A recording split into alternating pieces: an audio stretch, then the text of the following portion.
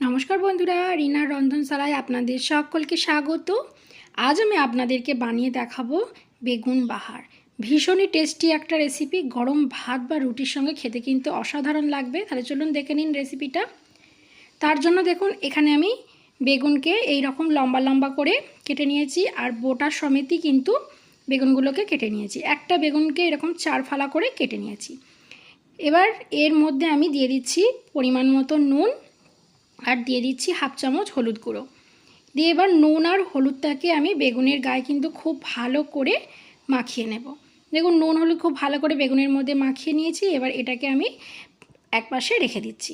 এবারে আমি একটা মশলা তৈরি করে নেব। তার জন্য শিলনোড়া নিয়েছি, তার মধ্যে নিয়ে নিচ্ছি 1 চামচ সাদা সর্ষে, আর নিয়ে নিচ্ছি 1 চামচ পোস্ত।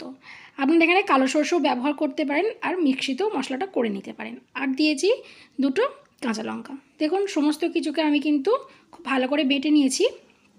এবার রান্নাটা শুরু করব। তার জন্য গ্যাস অন করে কড়াই চাপিয়ে দিয়েছি, তার মধ্যে দিয়ে দিচ্ছি বেশ খানিকটা সর্ষের তেল।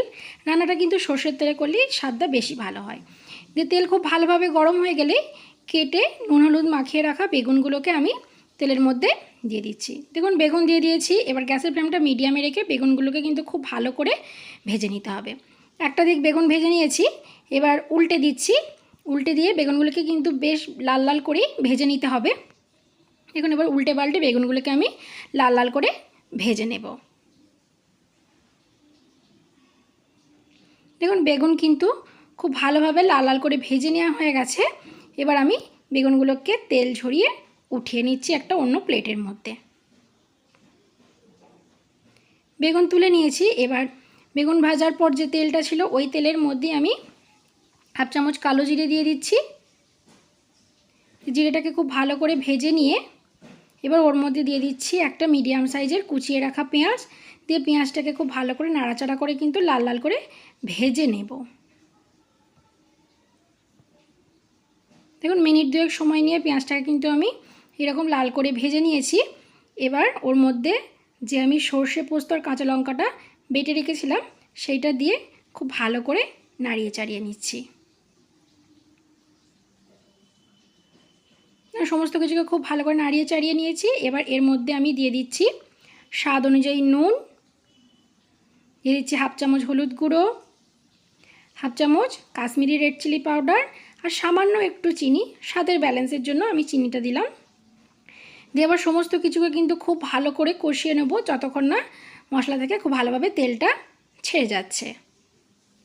দেখুন মশলা থেকে কিন্তু খুব ভালোভাবে তেল ছেড়ে গেছে।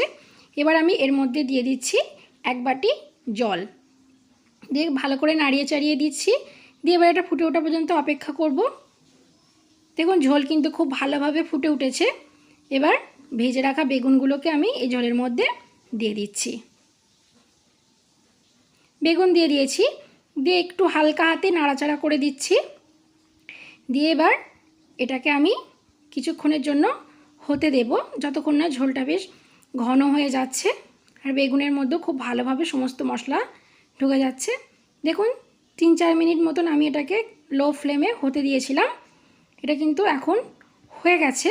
দেখুন গ্রেভিটা কিন্তু অনেকটা ঘন হয়ে গেছে। এবার গ্যাসের ফ্লেমটা আমি বন্ধ করে দিচ্ছি। তৈরি হয়ে গেছে আমাদের বেগুন বাহার। গরম ভাতে অসাধারণ লাগে। তো বন্ধুরা আমার এই রেসিপিটা কেমন লাগলো কমেন্টে অবশ্যই জানাবেন। ভিডিওটা ভালো লাগলে একটা লাইক করে চ্যানেলটাকে সাবস্ক্রাইব করে দেবেন।